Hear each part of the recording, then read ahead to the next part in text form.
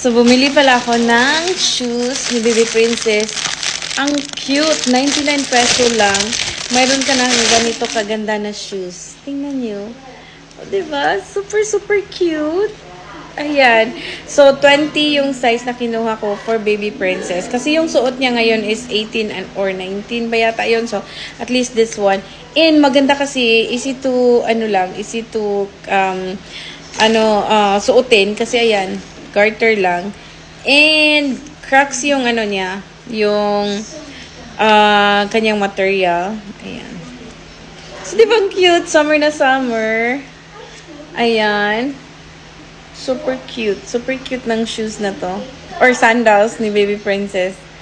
Sobrang cute. Oh, malapitan. Tadang! O, diba? Ang cute. So, nasa yellow basket na lang if you guys interested. Ayan pala yung likod. And yung sa gilid. Ayan. And there. O, diba? Ang cute lang niya tingnan. Sobrang ganda. Medyo makapal din. Makapal siya.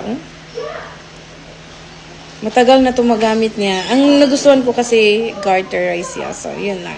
So, ilagay ko na lang sa yellow basket if you guys are looking for something like this.